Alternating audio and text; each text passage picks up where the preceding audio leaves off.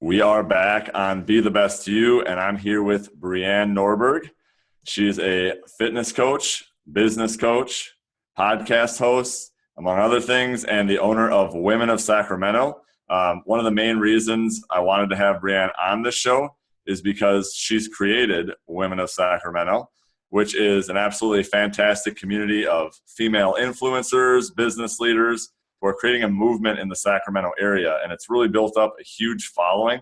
I just looked, and I think she has like 14,000 followers for just that page, in addition to her personal page. That's for like just that area on Instagram, and she has hundreds of women attending these events, and we're really honored to have her on the show today. Brianne, thanks for coming on the show.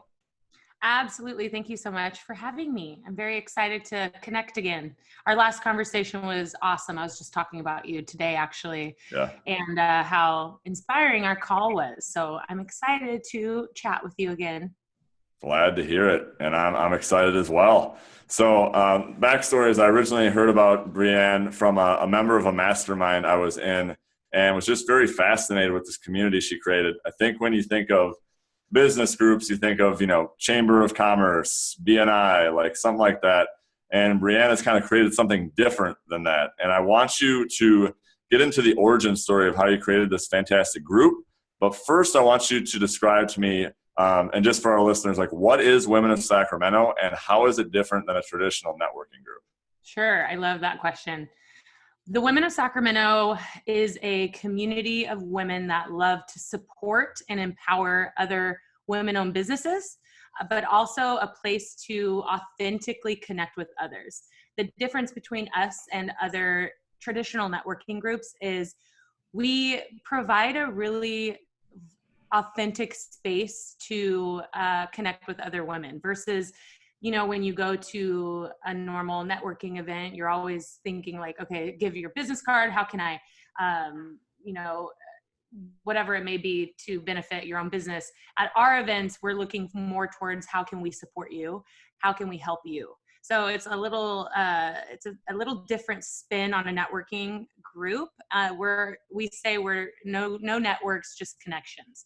So we try to stay away from the networking term actually when we're marketing our community in general. We're more about connections instead of the traditional sense of networking. So we have monthly events. Our two signature annual events are our retreat and brunch. Brunch is a conference that happens once a year, gathers hundreds of women from all over the Sacramento area. We have a keynote speaker, small business fair, breakout sessions, a very powerful panel discussion.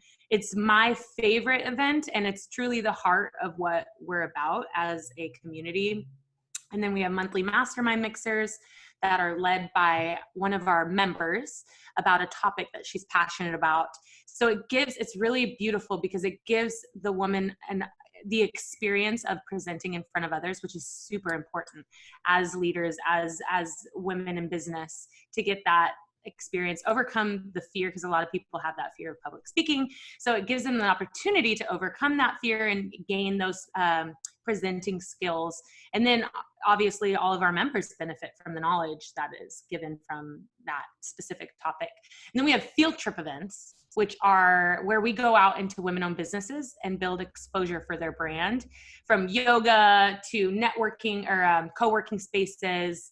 We've done so many different variation of different industries, and it is always so exciting to be able to promote these small businesses and get them in front of such a large audience. So those are our signature events.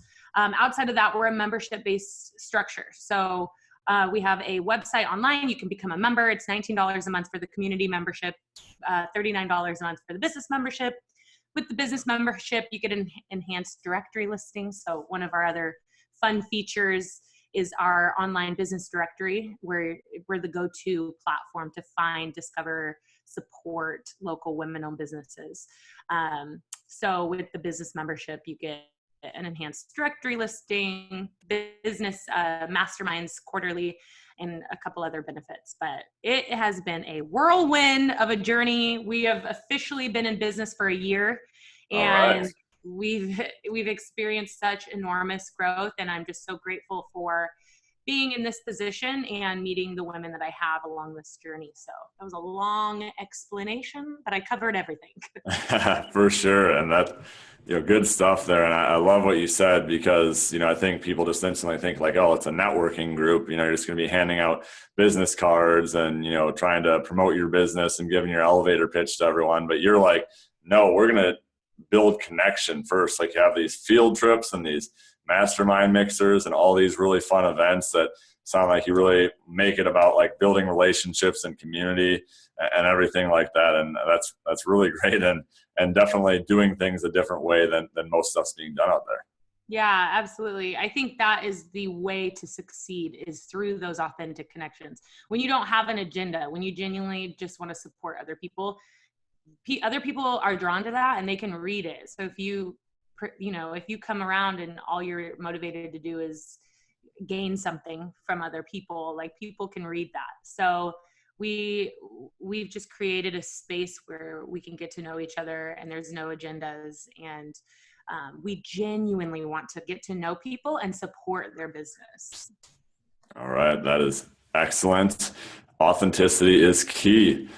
So I want to definitely get more into, everything about the story of how you built this and all that stuff. But I always find it fascinating to learn about a person's background, because we see someone now and we're like, holy cow, Brianne's built up this successful networking group, which I know she's continuing to grow, or, this female community.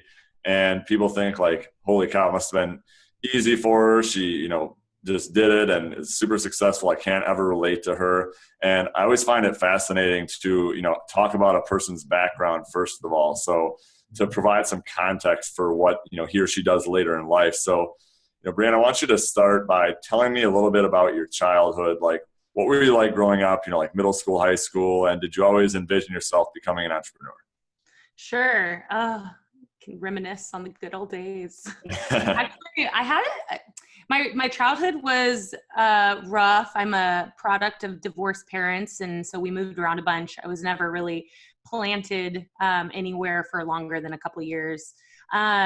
So with that, I'm sure that allowed me to be very resilient and adaptable, which helps with business, obviously. I've always wanted to be an entrepreneur. I used to want to be a chef. So I had my own restaurant downstairs, and I would reheat leftovers and make them look really pretty on a plate and have my customers come and sit down on this tiny little table downstairs.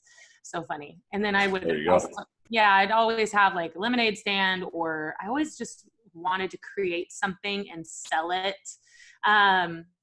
I went to high school in Arizona and in Washington, and I was good at school, but I did not want to be there.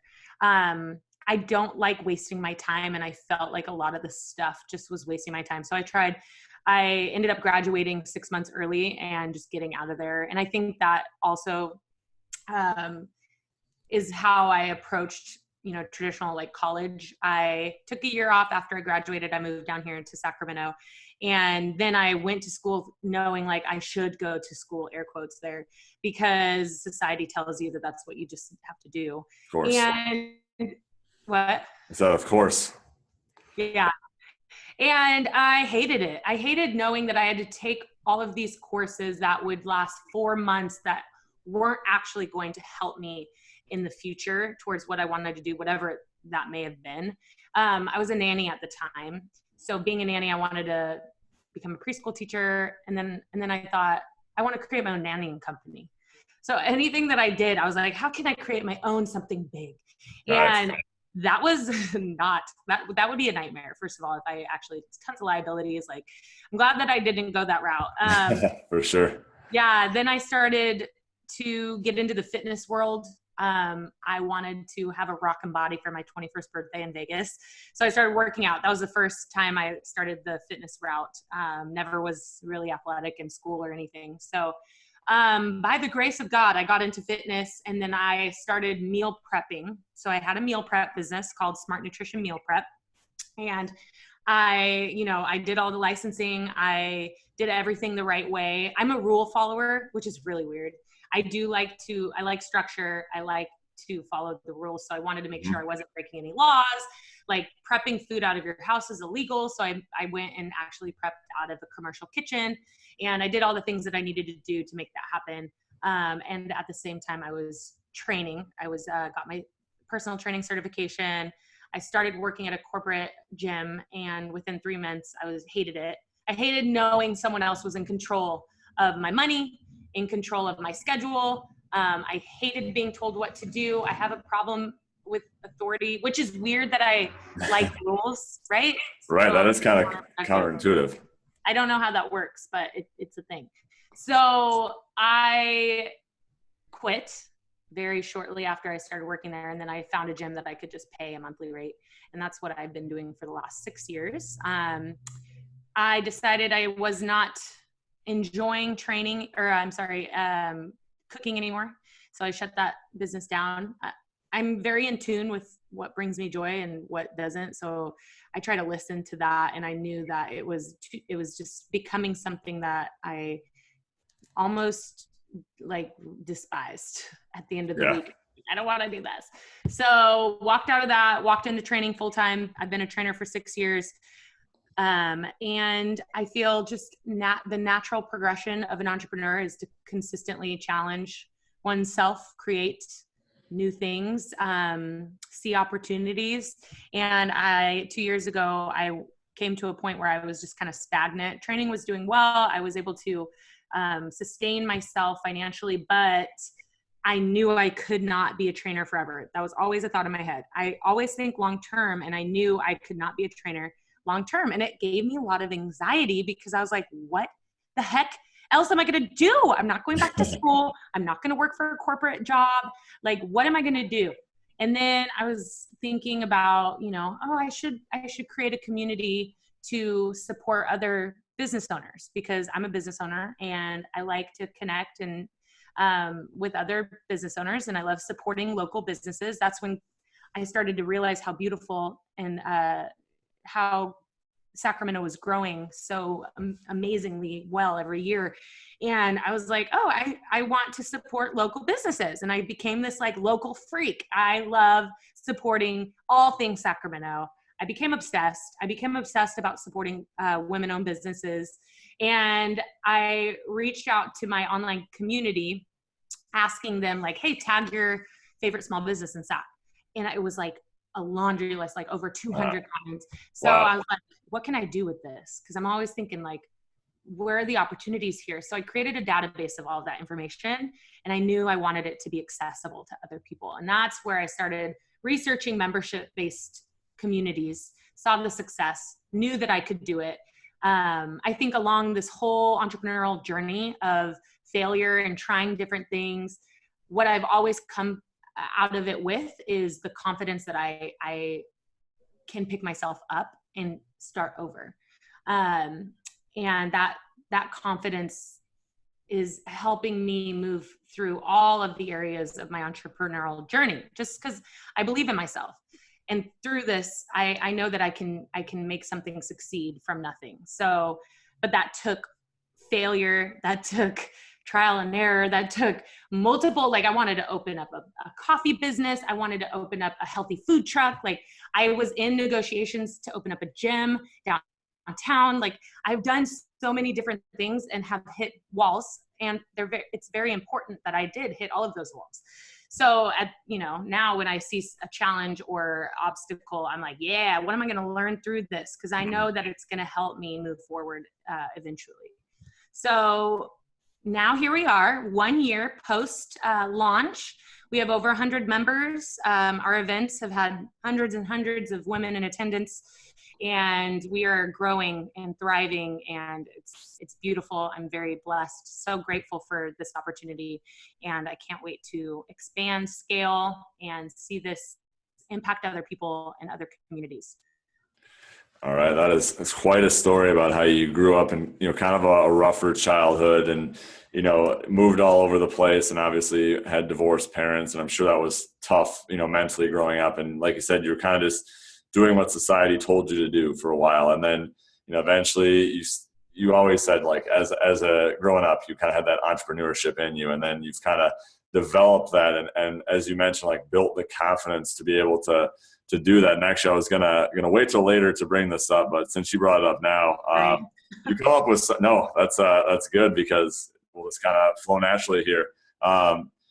Like I said, you come across as someone who's very confident, and you kind of talked about your background there, and I want to bring this up specifically around confidence in women, which is something that I'm sure you see and talk about a lot. But according to a Forbes article I read, there's a study done at Cornell University that found that men tend to overestimate their abilities and performance, while women tend to underestimate both. And however, obviously women's actual performance doesn't differ in quality or quantity. And in that same article, it stated there was like a Hewlett-Packard study that found that men apply for a job or promotion when they meet only 60% of the qualifications. Women apply only if they meet 100% of them. No skills were different, but rather like in the confidence of going for these jobs. And you just come across, like I said, you have the ability and confidence to just believe in yourself, to know that you can do this and succeed. Like, so especially for like women, like how did you develop that type of confidence, and what would you say to like another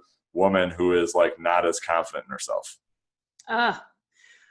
First of all, those articles just give me a physical reaction just because it's so frustrating knowing that. I was just having this conversation literally yesterday with someone about those same statistics, and I have an advantage of never being in a corporate job. So I mean, 3 months, we can't really count that. But I know no other way but always pushing through, relying on myself, and I never have had to compare myself to others, or I always just go, right? So a lot of other women, they have jobs where they're afraid to ask for the promotion, or they're afraid to step out and walk into their side hustle full time, just because of their circumstances and how they grew up, or because it really is instilled in us when we're younger. And the advice that I would give, because this is constantly, I deal with this a lot, and I'm a business coach as well. So even with women entrepreneurs that I work with, it's frustrating for me because I don't know any other way. I've always just ran crazy in the direction of my dreams without caring about whether or not I was going to fail. I just always would make that decision. So I would recommend women do a lot of self-development work and get down to the reason why they believe that they can't be successful, or what's really holding them back, because it's all a mindset. We are so smart. We are the driving force of the economy. We spend the most money. We are beautifully organized, and we're capable of so much. So if we can just harness that energy, we could change the freaking world. And I know that that's so cliche, but it's true. If we have more women in positions of power and leadership, great things could happen. But that requires that woman to just step out in faith and allow the fear to really motivate them forward. I have a rule that if something scares me or challenges me, I do it. That's it. That's all it boils down to. So whether it be speaking, whether it be getting on podcasts, whether it be, for instance, this is ridiculous, but I did it because I didn't want to. I was asked to perform at the Women's March, Sacramento Women's March, on the stage with a group of women. I'm not a dancer, first of all, and I hate the cold. It was 40 degrees out. I may have torn my hammy a little bit, but I was like, you know what? Yes. So I make that decision because I feel uncomfortable, because I know that I will develop and grow and build confidence through that. And I think that's naturally what I've done, but now I'm able to kind of reverse engineer and figure out like really what that is so that I can help other women do it. If you're presented with something that challenges you or scares you, do it. Please do it anyway, because you're going to, on the other side, you're going to develop so many different skills that will help you in the long run of everything. And if it's not you, it's someone else who's more confident. They may not even have the skills or the abilities that you have, but if they're more confident, they're going to be ahead of you. And it sucks. Knowing that like someone else could be doing what I'm doing because they have more confidence, not just skills, not just, certifications, not just degrees. Like They just have more confidence than you, and they're going to pass you up, because that's what's going to happen. So I'm motivated by that. I don't know about other people, but knowing that, I'm like, heck to the no. I will do all of the things, run blindly, let it be messy, learn throughout the way. And then eventually I know I will succeed because of the confidence that I've built through the span of my entrepreneurial journey. Yes. So I would just recommend them to just do what makes them uncomfortable. Great advice right there. Step into things that are uncomfortable. And thanks for sharing those specific examples of things you did. Like you said, getting up, dancing on stage at a women's march. And even though you may have had a hamstring pull or something like that, but otherwise, you did. It was worth it though, right? Yes. The temporary discomfort but no, I agree with what, I think what you said is so valuable. I think, a lot of people come in and just think like, oh, this is so hard. I could never do this. But you're just like, embrace things. I'm sure you do things in every area of your life that you step out and get uncomfortable doing. And that helps you, I'm sure, not only in your business, but also in personal life, your fitness, which obviously, if you haven't seen some of Brianne's pictures, she's obviously developed, a pretty lean, muscular physique. So I'm sure in everything you do, you kind of step out into that. Thanks. Sorry, I live downtown. It gets a little crazy down here. Gotcha. Yeah, but kind of stepping back here a moment, to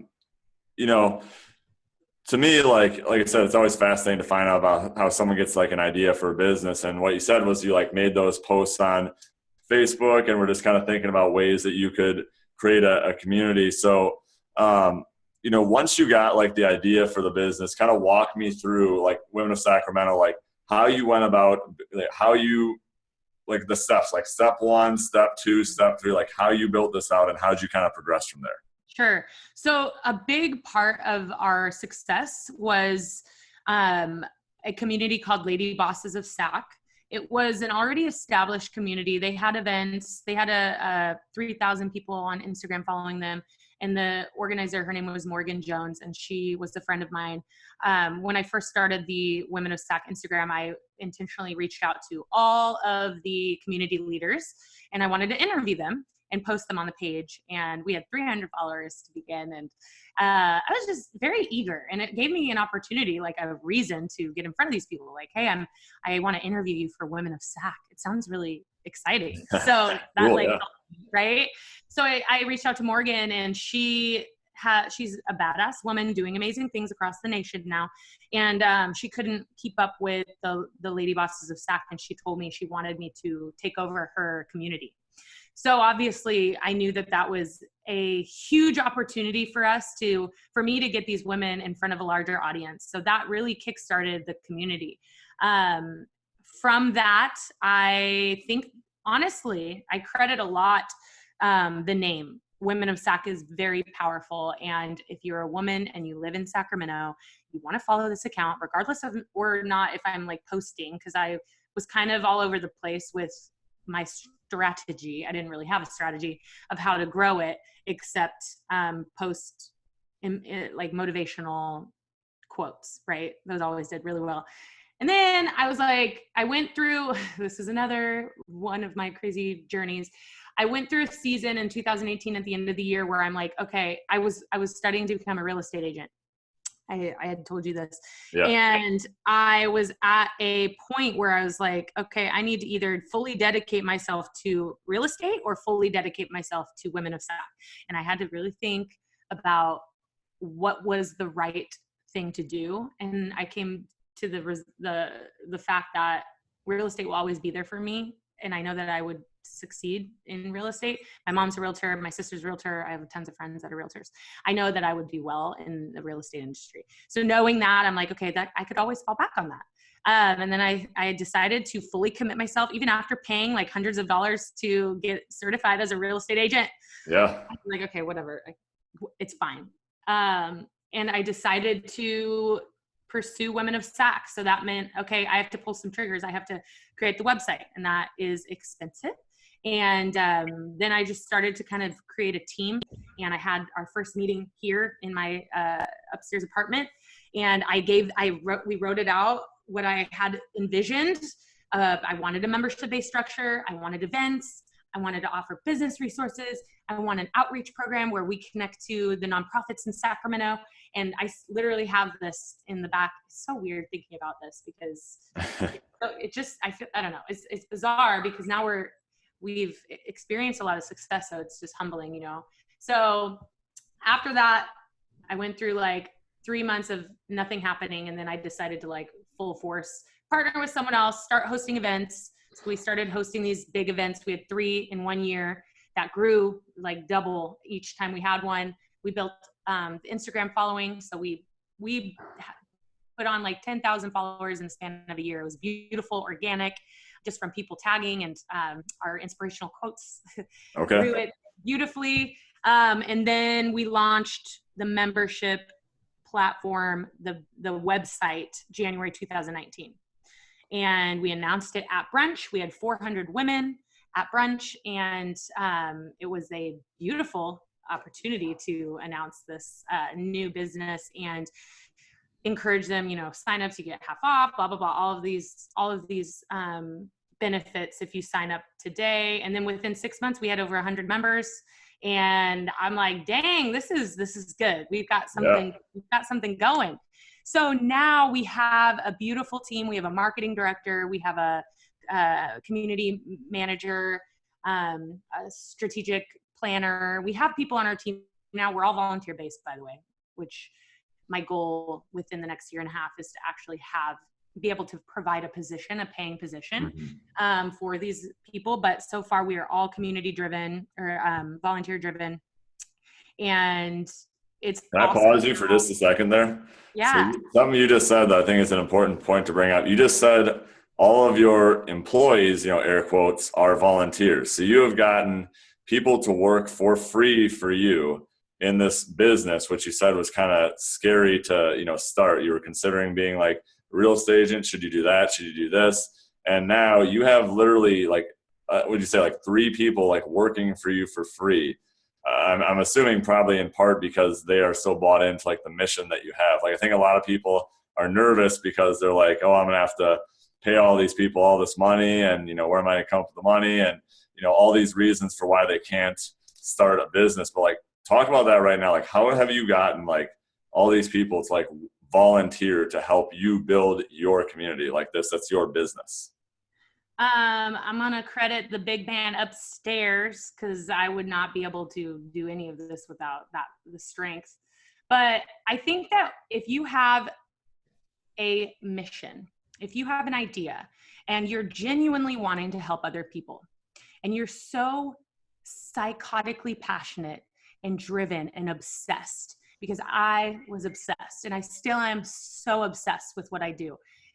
And you're just genuinely wanting to help other people and solve problems and provide opportunities and connect women, that translates, and people are gravitating towards that. People are compelled to get on board with your mission. But you have to be authentic and you have to have that attitude of service. My whole thing is like, how can I serve my community? How can I help other people and pour back in to the women that are in my life? And I truly believe if you have a mission and you're obsessed with it and it's genuine and you care for other people and you're a good leader, that's going to make or break the business. Because if you're just out there to get money, if you're out there for your own agenda, and you have terrible leadership skills, like you're not going to succeed. And you see it all the time. Big businesses fail all the time. Small businesses fail all the time. And I think that's a lot of the reason why small businesses are so likely to fail within the first, year they're in business. Mm-hmm. It's because they are not as connected to the mission. They don't have a clear vision of where they want to take the company. And I do. I know exactly where I want it to. And I see the vision so clearly that I'm obsessed. But it's like, it's not for me. It's for the community. It's for other women. It's so that I can provide an actual income for other people that are working with me. It's to make this platform where other people can see success and they get supported. It's just like, it oozes out of me because I'm so passionate about it. So and I was just talking about this last night at that meeting. Mm-hmm. If someone has an obsession over this mission that provides, service to a community, other people will gravitate towards that. And you just sit next to someone who's like passionate about something and you're just like, count me in. Oh my gosh, I don't know. I'm like down for the ride. Let's go. Let's do it. And I think that that's what I've created. And it's funny because like, I just do. I need to spend more time thinking about like how I do the things that I've done in the past year, because I do want to help other women do this in their own businesses. Mm-hmm. So I am having to kind of reverse engineer everything that I've done because it's kind of just natural for me. But a lot of the things that I've done can be harnessed and utilized in other businesses. So it's been awesome. And I don't know what the question was. Well, you answered it though. And I mean, Okay. that's $1 million business advice right there. I mean, you have clarity. I mean, you said you're just super clear. Obviously we're talking about how you get people to work for you for free, with the thought that eventually you will pay them. And you just talked about how obsessed you are with this mission and vision of helping others and helping serve other people. And when you do that and you are that excited about it and that obsessed, and people can like see the vision that you're shooting towards, like they just want to get behind it and say, how can I help? How can I help? And that's really how you kind of built this culture of people like wanting to just like can't help themselves, but want to be a part of your mission. Yeah. And I think one other thing that I would encourage people, women, if you're leading a community or building a business, you can't care too much about what other people think. I don't think like, oh, am I going to look stupid? Like, are they going to judge me? Is this even a good idea? Like, I just run full force and wait for that later. I think that's really, really important. And something that women specifically have a hard time with is caring too much, taking things too personally, and worrying about what other people think about them. And I don't know how, I'm still trying to figure out how I did this, but I genuinely do not care what people think about me.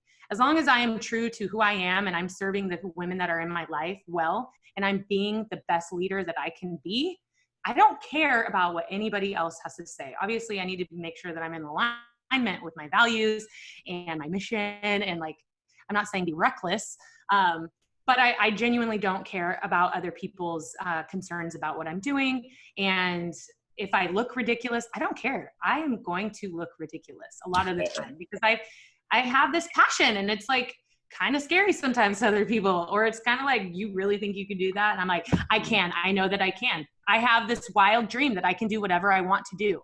And I think that that's just through all of these different business ventures that I've developed that confidence.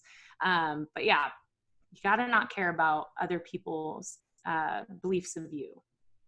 Yes, 100%. And, I'll speak from personal experience on that. That's something that I used to care exclusively about is what I'm about to do. Is one of my friends or this person who probably doesn't even know me care about what I'm about to do, and fear of judgment. And I think that so many people, as you just brought up, care about that. And like you said, that's just something that you don't even think about. You're just like, I do not care what you think because I care so much about my mission that I'm just willing to do whatever it takes. Right. Totally. Don't be afraid to make a fool of yourself, because the fools are always the ones on the top. Ooh, that is a quote right there.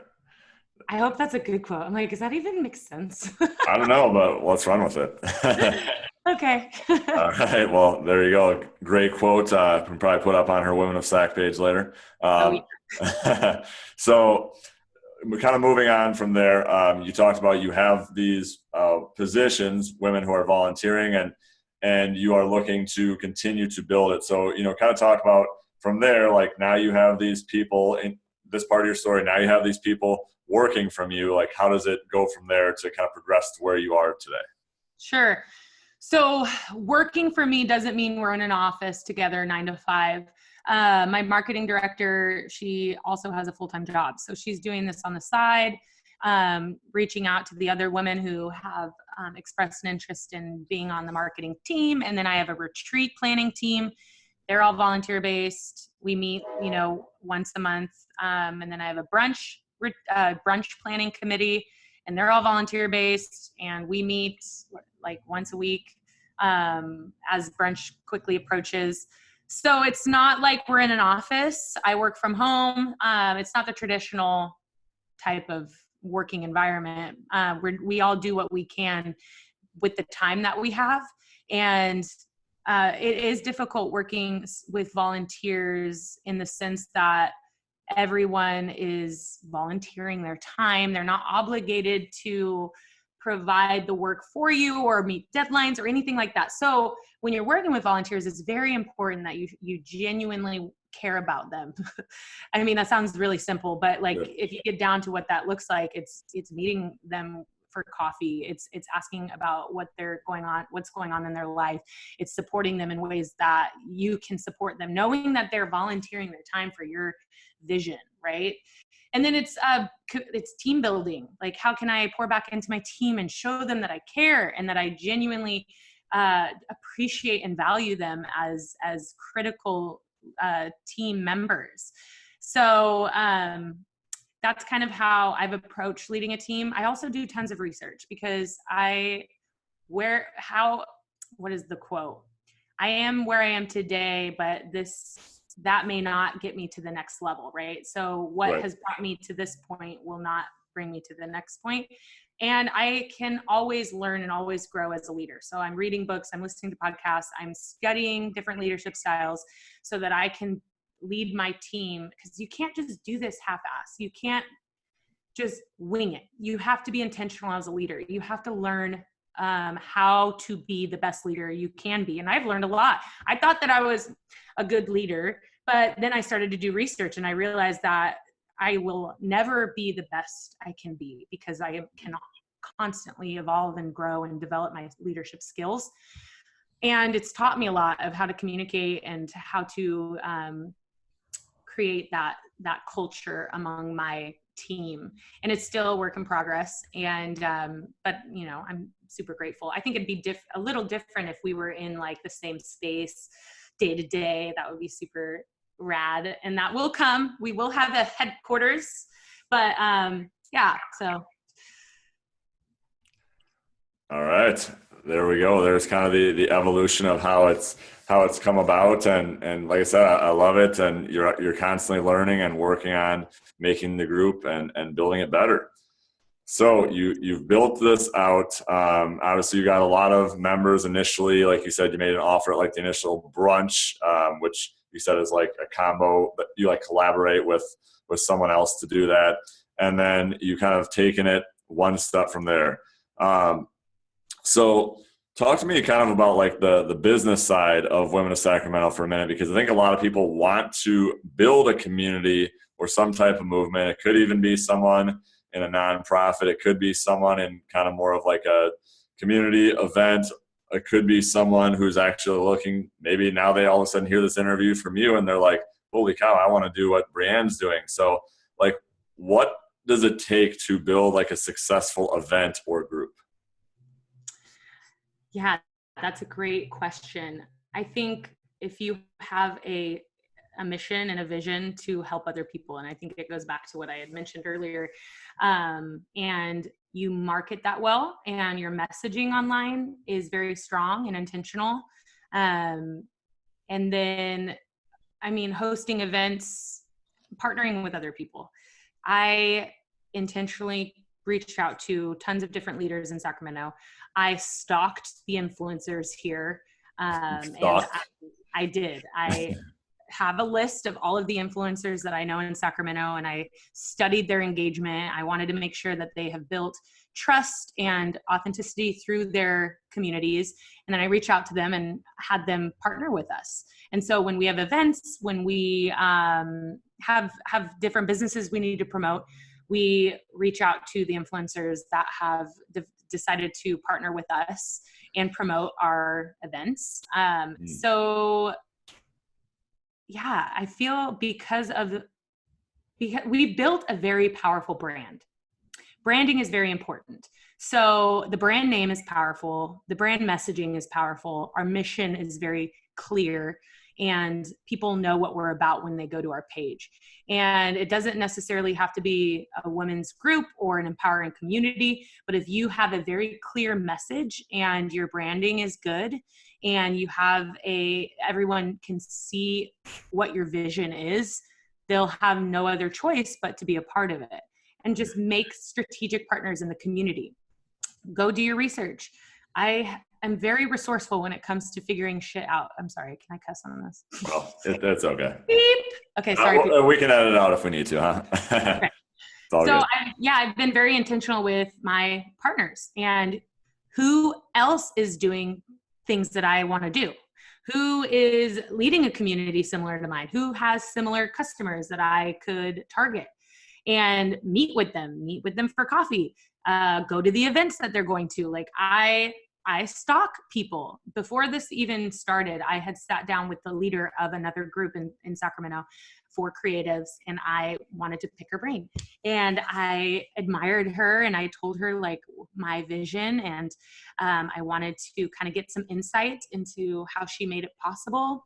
And I did that with a lot of other organizations and community leaders. So that is how you get your idea to spread. Make sure that you have a solid mission and vision and you're able to articulate it well and have good messaging around that and a strong brand presence. You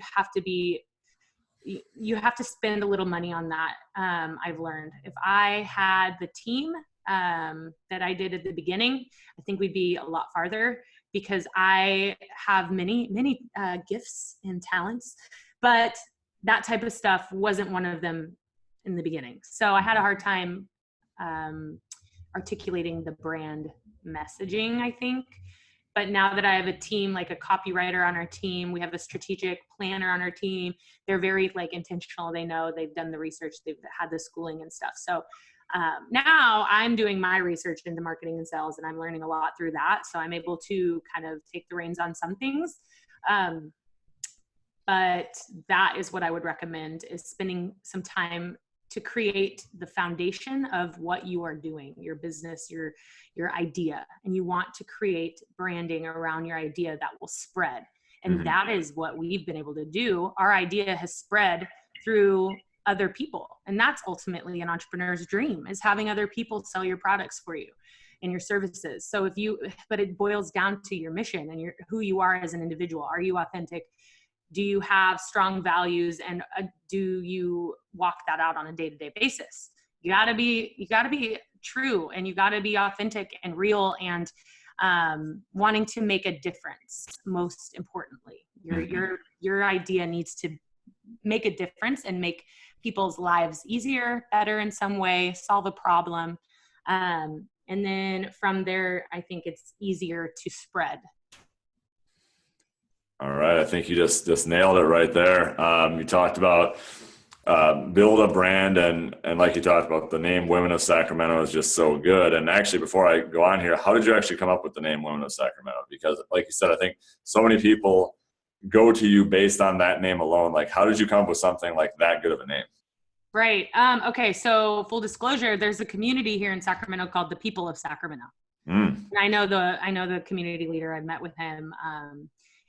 And I was like, well, the Women of Sacramento. We need the Women of Sacramento. That sounds good. And then the Women of Sacramento was like long on Instagram. So I was like, Women of Sac. Yeah, that sounds good. There you go. Boom. It wasn't intentionally thought of. I wasn't like, oh, this is going to spread like wildfire. Now, because of the research that I've done and now the experiences, I am more tuned to opportunities and more intentional with how I word things, or I think long-term more now with certain decisions like that. And that just comes with experience and, trial and error and stuff, and just having success and then figuring out why. You have to like think back and be aware of how you got there, I think is very important. So if you experience success, why is it so successful? Get down to the roots of that so that you can help others or create another opportunity, and it'll spread like wildfire again. So our long-term plan is to plant these in other communities across the nation that have a small business presence. but we need like an umbrella name, a mothership name, if that makes sense. So the name is going to be powered by women, but I didn't want to miss out on an opportunity of that powerful name, Women of Sac.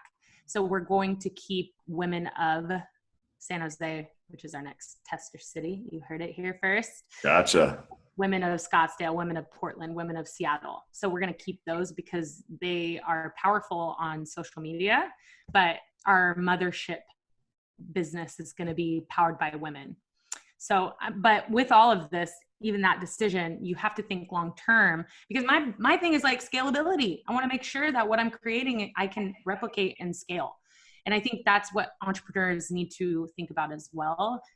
Are you going to be able to create a business structure that you're able to walk away from so that you can have a business that works for you, not you work for your business? Because that's the entrepreneur's ultimate dream, is to be able to walk away from something and have it run sustainably without them. And that needs to be a mindset shift for entrepreneurs, because not a lot of people think long-term like that.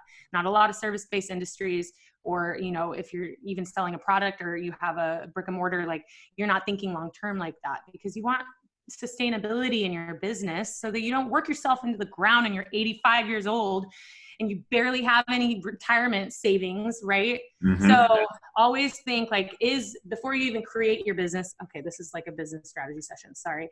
But before you even create your business, you have to think like, is this something that can scale? How would I be able to scale this?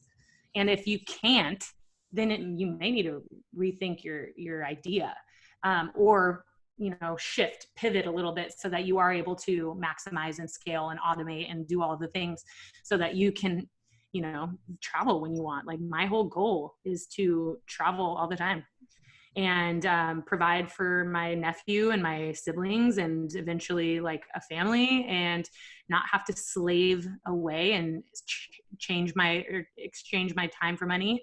I want to set myself up for financial and time freedom. So that requires now, what I'm doing now, is it something that can scale? Mm-hmm. So those are like opportunities that you have to be aware of and be open to. Like you have to be hypersensitive to those. Yes. So.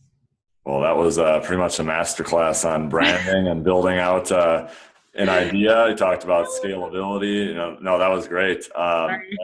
And one thing you talked about there is I think a lot of people have like business ideas, like things that they like doing, but there's not necessarily like an opportunity there. So like, how do you recognize, like you said, you recognize an opportunity. So I think a lot of people have a side hustle idea, have a business idea, but they don't know whether people are actually going to want it or want to use it. So how do you find like opportunities, and how do you like capitalize on opportunities to know whether it's something that's actually a scalable business? Sure. I mean, the best thing you could do is market research. Like you need to figure out who exactly is your client, your ideal client, and then you go talk to them and then get their feedback and then pitch them the idea. Is this something that you'd be interested in? Do you think that you'd use this product or service? And then do those discovery interviews and figure out if it's even a feasible idea. And then from there, I mean, it depends on like what specifically you're talking about, but you have to make sure first that it's actually something that people are going to purchase, instead of putting all the effort and energy and money into creating something, pitching your baby or your life to the world, and then no one receives it. That's like so depressing. Mm-hmm. So it's important first to do that research into making sure it's even something people want. So what was the other question? No, that was great. Like kind of test it out. So like I was talking about, like a lot of people have like these ideas, but how do you know that your idea, like obviously opportunity matters the most, like there is an actual need or want for it.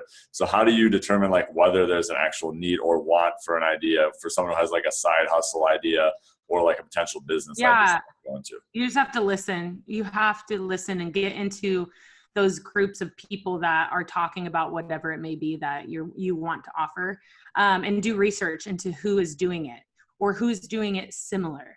Like, is this product or service, has it been created already?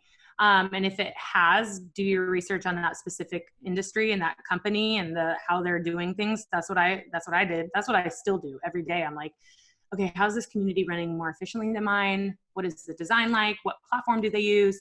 And we have a unique spin on these community. Essentially, it hasn't been done exactly like how we have done it. But I know that it's needed because of how successful we have been. And then you just trial and error, do it. And then if it doesn't succeed, you can, kind of move things around or go a different direction.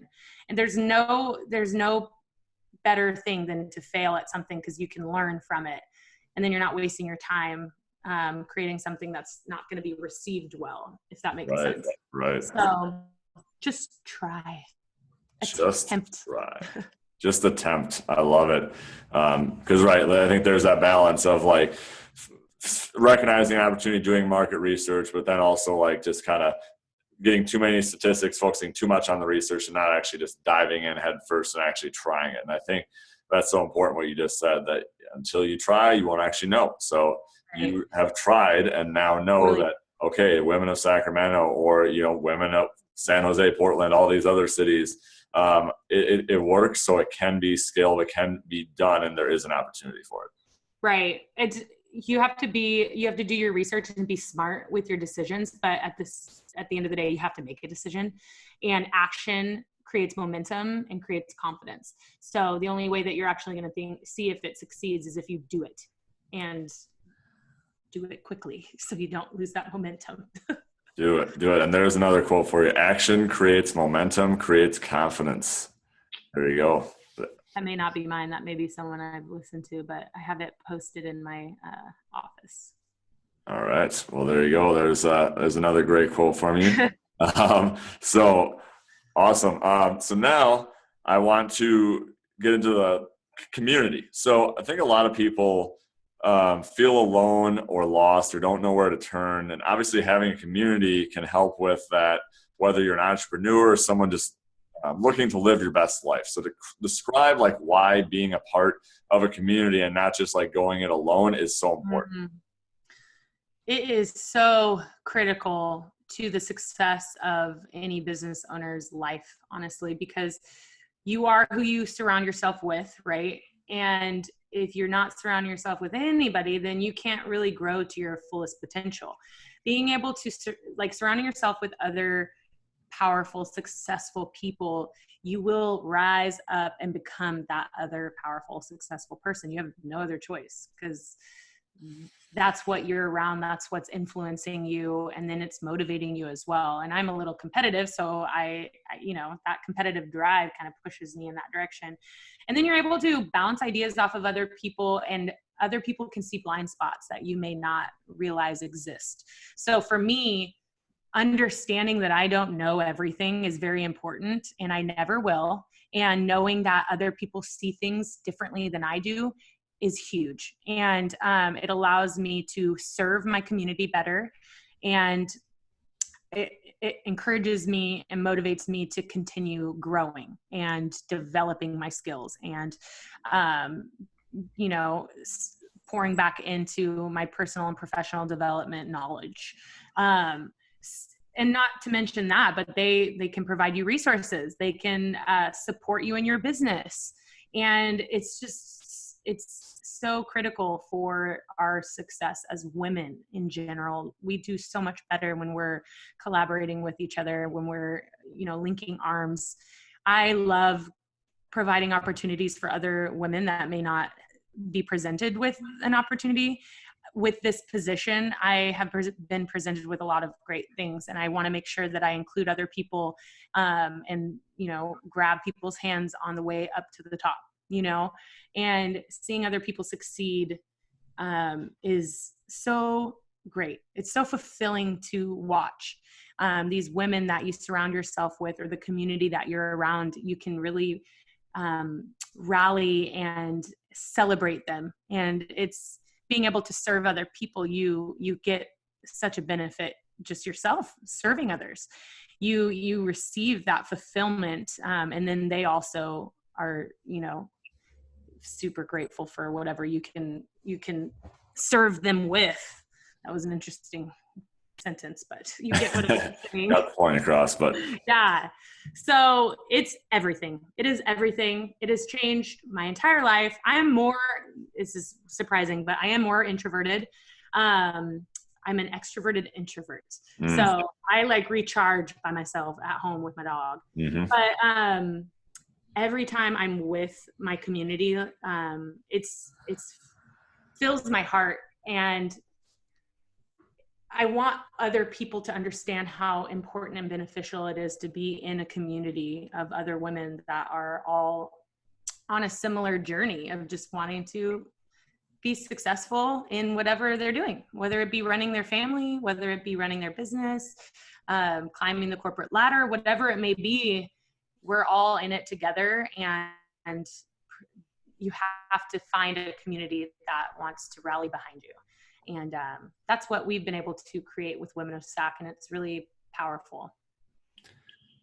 Love it. I think you proved right there why you created this. Like it's something that you want yourself, and you thrive with. And like you said, you are who you surround yourself with. And if you put yourself in a supportive community that can, show you your blind spots, what in your business, or just help you along if you're having a tough time, like I think that's so crucial and so important. And one other aspect that I think is really important with that is that you've built this through developing relationships, which is a skill that I think so many people struggle with, is how to develop and build like good quality relationships. And that's something that obviously Women of Sacramento would not be where it is if you were not someone who has developed the skill to build relationships with someone.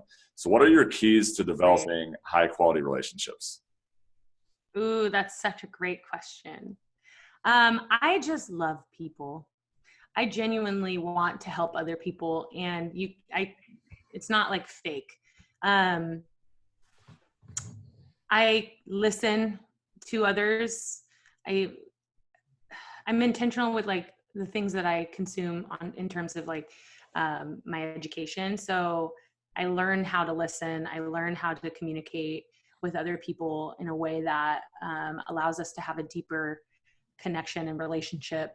I never check my phone when I'm talking to someone. I turn it off or put it in my purse. I don't let things distract me. And I just make sure I don't have an agenda when I sit down with someone. I am very intentional with how the conversation goes, if that makes sense. I want to make sure that it's not just surface level, and I get down to something deeper, and I listen to their pain points, and I'm just there as a support system. And that's just how I've been throughout my whole life. And then also like with training, I have developed a lot of those kind of like therapy skills, if that makes sense. Yeah. But in this industry of just serving people, which is what we all do, whether or not you realize like you're a leader, you serve people, and you may be doing it poorly. So once you understand that you do serve, I'm not talking to you, Luke, you're great. But I'm just saying like you need to be aware that you are a leader in whatever position you're in, and how are you showing up for your audience? How are you showing up as that leader, as that influential authority figure? How are you serving the people around you? How are you leading them? So I think about that. Like I'm very intentional when I connect and when I'm around other people. Like, okay, so who do I need to be in this moment right now? How do I want to present myself to this person? How do I want the conversation to unfold? Even in the car driving, like, am I going to be that person yelling at other people because they're going really slow? Or am I going to just be at peace with it? Just being very intentional with the connections and interactions that you have throughout the day. And just, it's hard to like say this, but like, you just have to genuinely care about others. I guess that's just like the secret sauce. Care about other people.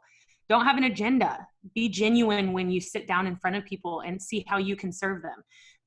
That is the secret sauce to anything and it's not even just to succeed. It's just to have a fulfilling life in general, even if you're not a business owner. Just like, how can you help others? Absolutely. That's so great there. Like you said, you're always very intentional about, you're not going in with an agenda of what can I get from this person. You're going in with the agenda that like you genuinely care for the person and want to, develop a relationship, talk to them, find out about them. And I think, and like you said, I love how you said you put your phone away when you talk to someone. And this is something that I'm working on getting better at too. You work on putting your phone away when you're talking to someone, and you don't, Yeah. you are really, they can really tell that you're paying attention to them and really care about them. Yeah, absolutely. All right. Well, that was a great, great part right there about building relationships. And, another thing that I think is really incredible about what you've done and what you're empowering right now is I want to read a couple more stats here. So according to data commissioned by the American Express, female-led businesses grew 58% from 2007 to 2018, while all other businesses grew just 12%. So clearly there's been a large increase in female entrepreneurship. And as someone who owns a business with lots of female entrepreneur members, why do you think there's been so much growth, and what are some popular businesses maybe that you see women kind of building? In specifically Sacramento? Yeah, just in general, Sacramento in general. I think there's been a serious growth, which is beautiful. It makes me really happy to hear that, because we are in this new season of empowerment.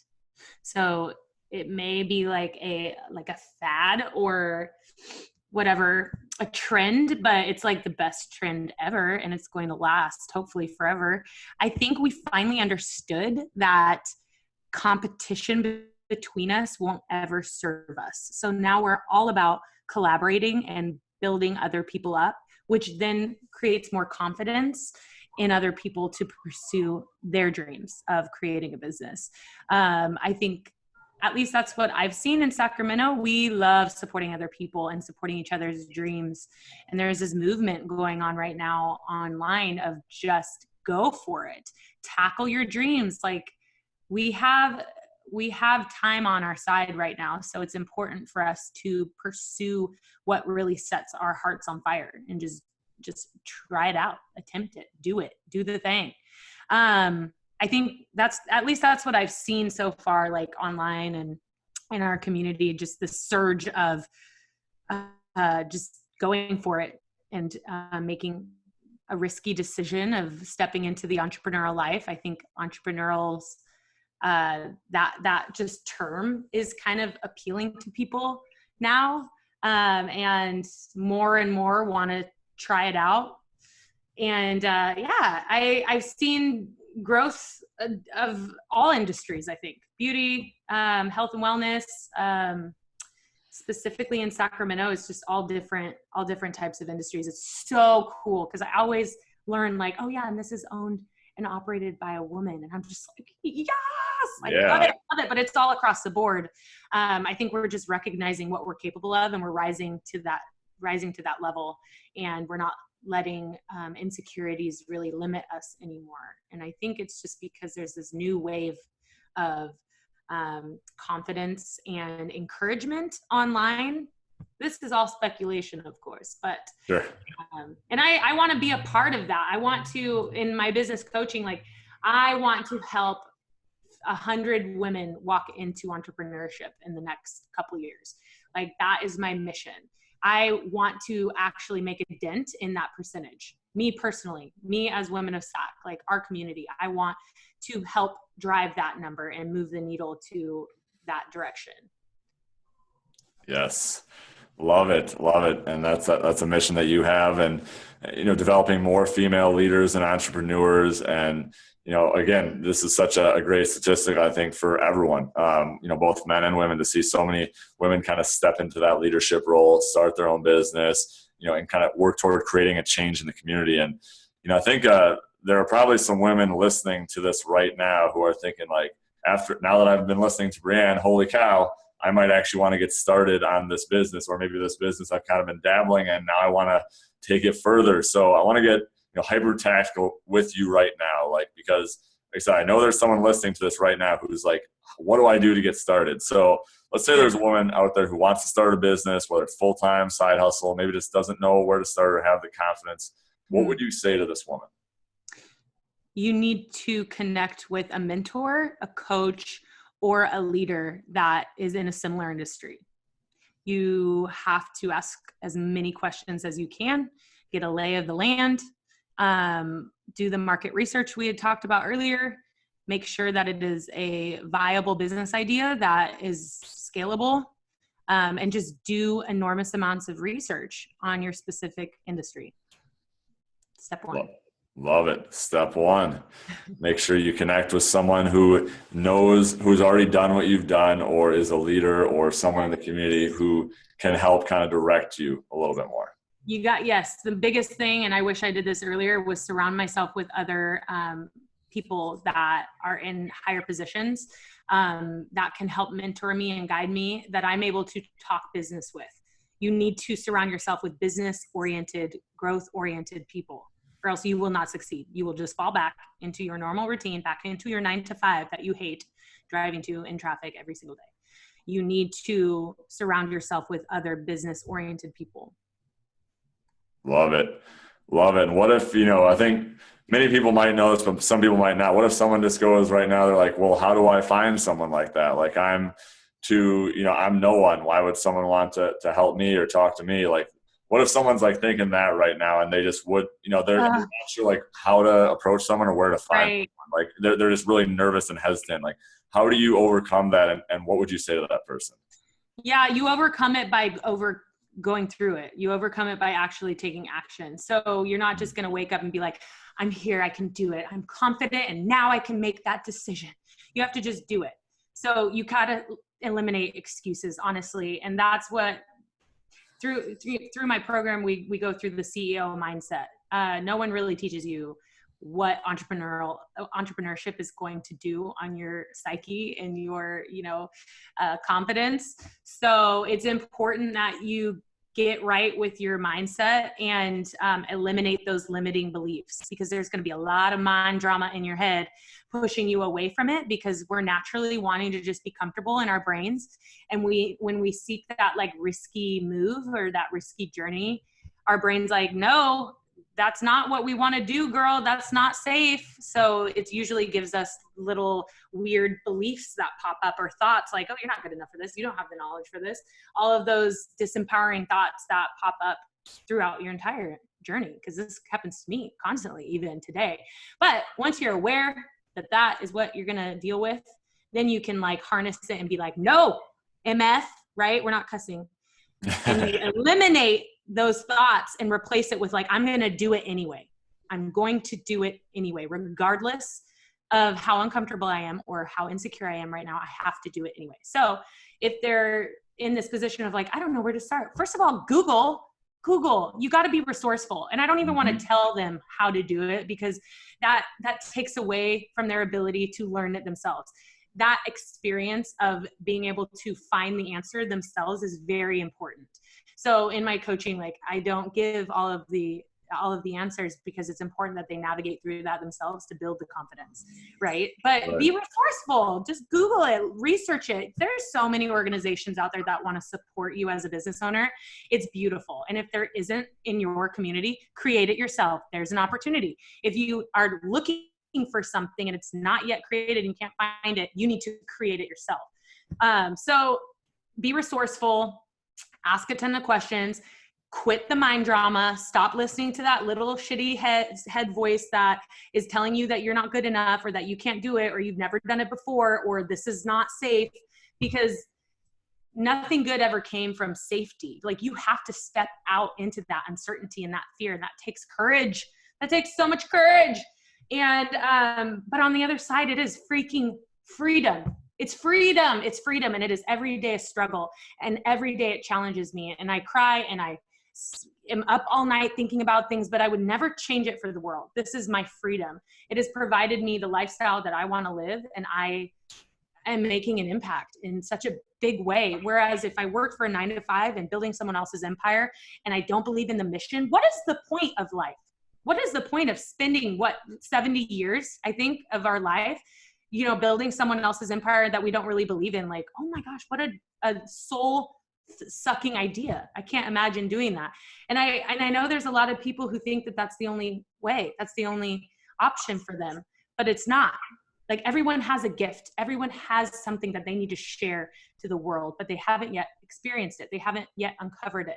So it's going back to like growing up, what brought you that ultimate joy? When do you feel like you're in flow where you're using your talents and your skills, or, even if you don't know what you like to do or that you're good at, try things, try new things. Stop doing the same thing every day. Stop watching Netflix. Stop going home and going to happy hour and drinking on the weekends and having a hangover. Like, get your shit together and really get focused. Because if you're unhappy in your job, like, you got a long life to live. You want to keep doing that? Do you really want to sit there and build someone else's empire for no reason? Or do you want to make an impact? You want to help other people's lives? You want to create freedom in your own life and find fulfillment and happiness and a purpose, right? Like, it just baffles me. I know that I've never experienced that. So I'm so passionate about this entrepreneurial life, partly because it's all I've known, but it's also like, the alternative is frightening. It is frightening to think about working for someone else and not actually doing something for the greater good of the world, right? So I'm just so passionate. Well, yeah, I was going to say, if you didn't already know that you were passionate about this topic, I think you found out right there. So you found a coach? Yeah, just in case you didn't know, Brianne is kind of passionate about this stuff. So just a little bit. Just a little bit. But one other question I wanted to ask is, you talk about, maybe that's not something that you've struggled with, but, I think others are like, well, what does Brianne struggle with? Like, what are things that maybe you struggle with? Oh my gosh. Everything, every day. Imposter syndrome. I live that daily. It is difficult leading a community. I don't have a business degree. I don't have formal education in anything that I do. So it's all, I have a degree in Google. That's what I tell people. I'm very resourceful. But it's like, it's not knowing what I'm doing all the time, not having the rules, right, that I love to follow. It's creating something that's never been created. It's not knowing if it's going to succeed. I don't let any of these actually reside in my brain, though. I just have that blind faith in myself, and these thoughts do not sit up here that long. But it's a daily thing, and website development. Like, there's just a lot of things. I wear a lot of hats, so there's a lot of things that I've had to learn about, and it's overwhelming. And then I'm walking out of the training industry completely, so I will not have that income at all, and that's scary. That's a scary, necessary step in this season. Yeah. I have to really figure out where my time is going. And that time can be, diverted over to what can actually build this business that I'm developing. So it's uncertainty. It's not knowing if I'm doing the right thing. It's a lot. It is so challenging, but it's like, I would never change it ever. I'm passionate about what I do. And I know that it will succeed. I have this weird, just like sense of confidence in that. Like, I will succeed. And if it's not this, it's something better. And that's something that I always fall back on. If it's not this, it's something better. Love it.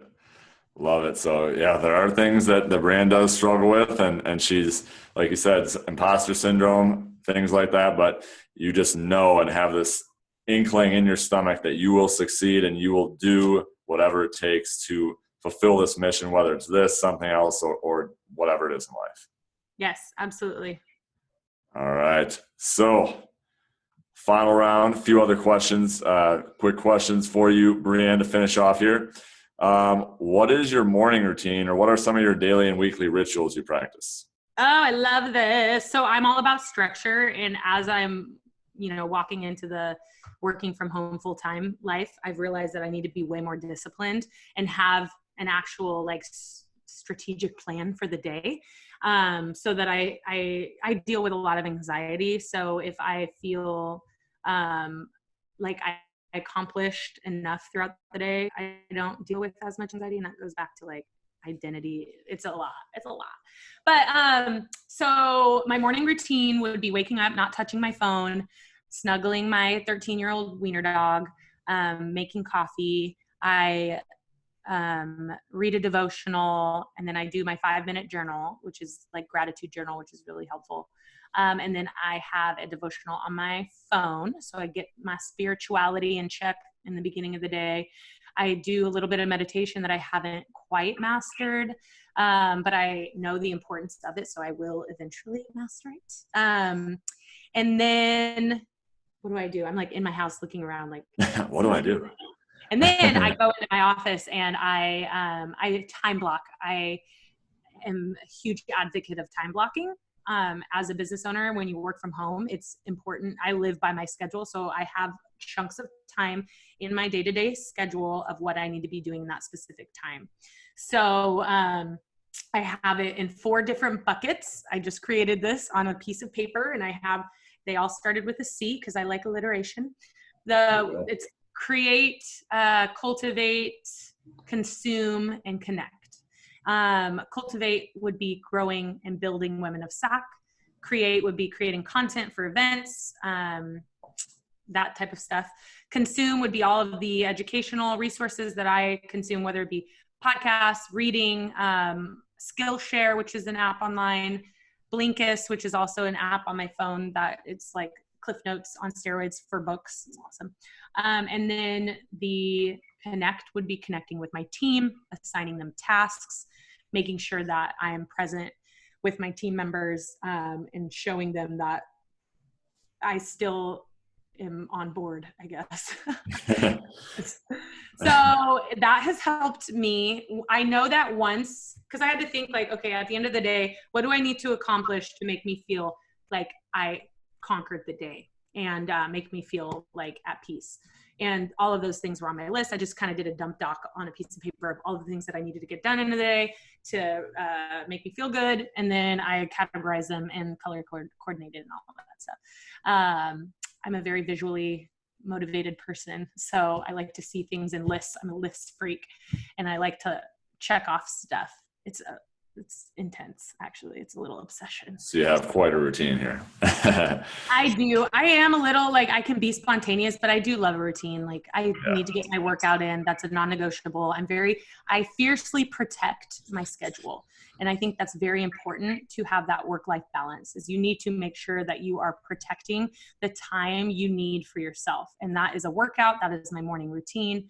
That is, in the evening, not checking text messages, that type of stuff. On the weekends, being able to decompress, no phone day on Sunday. You need to take control of your schedule so that it doesn't control your life. That's a quote. There you go. If we already have probably about 4 or 5 good ones, add another one there. That's great. Yeah. So that is I'm very rigid. But I can be spontaneous. I went hiking on Sunday and that was really beautiful. But yeah, so. All right. The many facets. All right. Couple more questions here. If you could meet one person in world history, who would it be? Jeez. Could be alive or dead. I know, that's such a good question. And I suck at history, honestly. I'm the worst. I know there are a lot of really powerful women that I look up to. Oh, well, alive. Well, freaking, I'd love to meet Oprah or Michelle Obama. There are so many others, but those two. I'd love to meet Oprah. At least those 2 to start with, and then you can work your way up. There you go. All right. So what hobbies do you have outside of business? Like, what are a couple of hobbies you enjoy other than business? I love to hike. I'm a huge hiker. I've climbed Mount Rainier, Mount Shasta. I love a challenge. And, I love to challenge myself physically. So whether it be hiking or, I'd love to go rock climbing or, I've gone splunking, which is cave exploration. I've jumped out of a plane. I love water. I love being out in nature. Yeah. And then, I love wine tasting.